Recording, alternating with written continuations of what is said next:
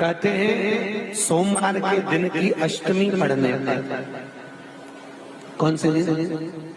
सोमवार के दिन कौन सी तिथि? जम के बोलो। अष्टमी। सोमवार के दिन अगर अष्टमी तिथि पड़े और उस दिन अगर 5 बेलपत्र भगवान शिव को समर्पित कर दिए जाए तो व्यक्ति जो सोचकर, जिस कामना से, जिस मनवांछित फल के लिए बेलपत्र चढ़ाता है, उसकी वो कामना मात्र 3 महीने में पूरी हो जाती है। मात्र 3 महीने। एक बात बहुत सुंदर है, ध्यान रखिएगा थोड़ा सा। कभी अगर मौका लगे, सोमवार की अष्टमी पड़ जाए, क्या पड़ जाए? सोमवार की, जम के बोलो जरा, अष्टमी। या तो सोमवार की अष्टमी पड़ जाए, या हर महीने शिवरात्रि आती है, हर महीने आती है, या तो सोमवार की अष्टमी पड़ जाए या फिर सोमवार की शिवरात्रि पड़ जाए, हर महीने आती है। प्रयास करना, कहीं से देसी गाय का दूध मिल जाए, थोड़ा सा दूध देसी गाय का मिल जाए, थोड़ा सा दूध देसी गाय का, थोड़ा सा दूध अगर प्राप्त हो जाए,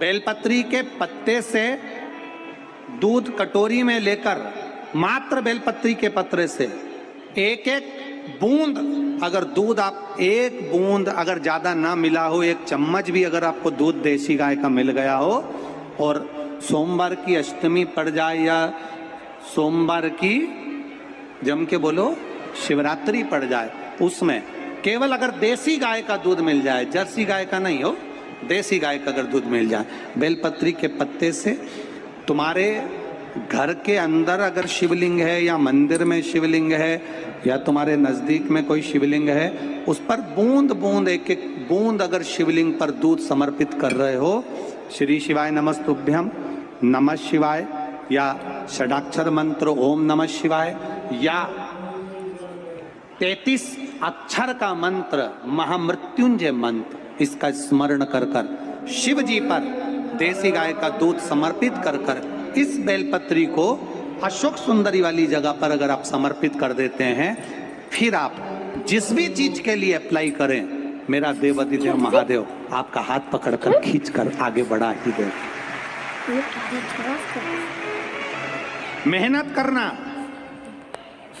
कर्म पूरा करना, पढ़ाई अच्छी करना, और पढ़ाई के साथ में विद्या अध्ययन करने के साथ में, अच्छी मेहनत के साथ में देसी गाय का दूध भगवान शंकर को समर्पित करना, भगवान शंकर को समर्पित करना, देसी गाय का दूध धीरे धीरे धीरे धीरे समर्पित करना, भावों के साथ आप समर्पित करें। देसी गाय का दूध एक एक बूंद समर्पित करें, धीरे धीरे समर्पित करें। और देसी गाय का दूध जब धीरे धीरे समर्पित करें, बड़े रास्ते से, आनंद से धीरे धीरे जब आप समर्पित करेंगे, बेलपत्री वही दूध में सनी हुई बेलपत्र अशोक सुंदरी वाली जगह पर, उस समय पर डंडी का भाग शिवलिंग की ओर नहीं होना चाहिए, उस समय पर डंडी का भाग जहाँ से पानी बहकर जाता है अशोक सुंदरी की ओर से, वहाँ पर होना चाहिए। कार्य में सफलता मिलती ही है। शिव तत्व को धारण करें। सोमवार की अष्टमी का मतलब आपको इंदौर की कथा में बताया था, जिस दिन शंकर और पार्वती के मिलन का दिवस हो, और केवल एक माता पार्वती के अकेले मिलन का नहीं, 64 योगनिया तक भगवान शंकर से मिलने के लिए आती है। पीला चंदन लगा लेना। कितना लगाना है?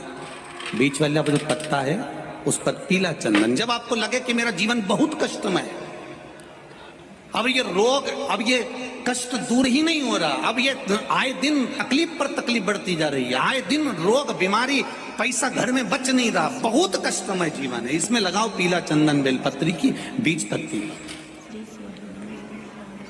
महाराज, और बीज पत्ती पर जब चंदन लग जाए, लगने के बाद में ये दोनों पत्ती पर लाल चंदन लगा लीजिए। इन दोनों पत्ती के बीच में जो डंडी का भाग होता है, आपको कहा था, आपको स्मरण में होगा शायद, हमने जब बेलपत्री की महत्वता बताई थी तो उस बेलपत्री की महत्वता में कहा था ब्रह्मा विष्णु महेश ये 3 हैं, बोला था।